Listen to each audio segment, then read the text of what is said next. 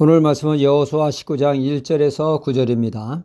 영국 출신의 외신 기자가 근 40년간을 한국에서 살면서 한국 상황을 전 세계에 알리는 일을 해왔습니다. 자신의 모국에서 산 것보다 더 많은 세월을 한국에서 보내니 어느덧 자신이 한국인 같은 착각마저 든다고 하죠. 그는 한국 사람보다 한국을 더 잘하는 전문가로 널리 알려져 있죠. 그의 눈에 비춰진 한국은 교육열이 대단하다는 것입니다. 서양에서는 상아탑이 있다면 한국에는 우골탑이 있다는 것입니다. 부모가 자녀 교육을 위해 소를 팔아 학비 자녀를 대는 남다른 교육열이 오늘날의 한국을 만드는 밑거름이 되었다는 것이죠. 그의 한국 생활에서 잊을 수 없는 것은 바로 IMF 사태라는 것입니다. 한국이 구제금융을 받게 됐다는 소식을 듣고 경제 전문가들은 한국이 경제 회복을 하는 데는 최소 20년에서 30년을 내다보았습니다. 그것이 전문가들의 지배적인 시각이었죠. 그러나 한국은 모든 예상을 뒤집어 놓았습니다. 1997년 IMF가 터지고 한국 사회는 하루아침에 수많은 기업이 무너지고 실업자가 넘쳐났습니다. 그야말로 한국 경제는 말이 아니었죠. 하지만 공식적으로 1997년 11월 21일 IMF 체제가 시작된 후 딱 3년 만인 2000년 12월 4일 한국은 빌린 차입금 모두를 상환하여 국가 경제를 정상화시키는 데 성공을 했죠. 이에 모두들 놀라워했으나 특이한 것은 한국 국민이 보여준 모습이었습니다. 어느 날 갑자기 금모으기 운동이 시작되었고 한국인들의 단결력에 전 세계인들은 경악을 금치 못했습니다.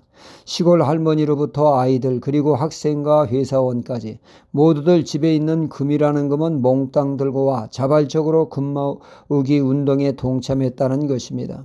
장롱 속에 숨어있는 아기 돌반지로부터 집에 있는 작은 금 쪼가리까지 가지고 나왔고 심지어 동네마다 수백 미터 줄을 길게 서가며 금 모으기 운동이라고 하는 이름하에 나라를 위해 가지고 있던 금을 하나둘씩 내놓기 시작한 것입니다. 국가의 위기 앞에 국민들의 단결력은 절정에 다다랐고 정부의 강제나 개입이 없이 순수하게 자발적으로 참여로 이루어진 것이죠. IMF를 맞이한 그 어떤 나라도 이런 국민들의 참여는 없었습니다. 이에 해외 언론들은 앞다투어 한국인들의 단결된 모습을 연일 기사로 다루기 시작을 했죠. 과연 유럽인들이 나랏빚을 갚는 데 쓰라고 자신의 결혼 반지를 내어줄 수 있을까? 국제통화기금 IMF를 신청한 그리스 경우 당시 긴축 재정에 반대하는 시위가 연일 이어졌고 오히려 금 사재기와 외화 빼돌리기가 벌어졌죠. 한국인의 모습에 큰 감동을 받았고 오늘날 한국의 위상이 날날이 올라가면 결코 우연이 아니라는 것입니다. 자신의 이익을 생각하기보다는 나라를 생각하는 자세가 나라를 위기에서 구출하고 세계에 우뚝 서게 한 것이라는 말씀이죠. 그리스 국민 같은 경우 나라는 뒷전이요 개인의 이익을 추구하니 나라에 어찌되었든 내 것을 지키기 챙기지 그러니 외화 빼돌리기로 가뜩이나 어려운 국가 경제를 더욱 어렵게 한 것이 아니겠습니까? 개인보다는 공동체를 앞서 생각하는 넓은 생각과 시야를 가질 때 공동체의 위기를 극복하고 발전하며 화합된 모습을 보이게 되죠. 이런 면에서 오늘 말씀의 유다 지파가 이런 귀감을 보여주고 있습니다.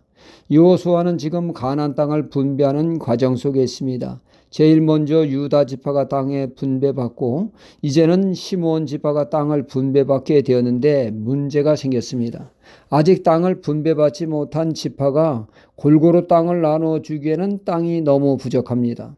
시므온 지파가 차지할 땅이 없는 상황입니다. 참으로 난처한 상황이죠. 이런 상황이 아는지 모르는지 요셉 지파, 므낫세와 에브람 지파는 땅을 더 달라고 철없는 소리를 합니다. 자기들만 생각하는 이기적인 생각에 땅 욕심을 부림으로 여호수아는 이미 준 땅이나 활용하라 다독이게 되어졌죠.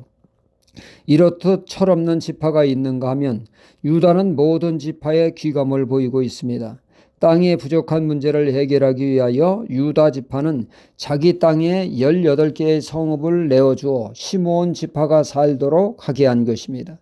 그리하여 땅 부족 문제를 원만히 해결할 수 있었고 땅 문제를 원만히 할 수 있어 이스라엘 공동체가 굳건히 서게 하는데 크게 일조한 것입니다. 이러니 유다 지파가 하나님의 축복을 받을 수밖에요.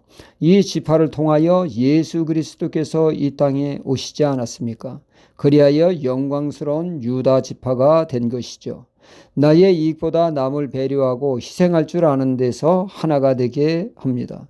우리도 우리 자신의 이익을 추구하는 것이 아니라 공동체를 생각하며 희생하며 헌신함으로 공동체를 든든히 세워가야겠습니다. 할렐루야.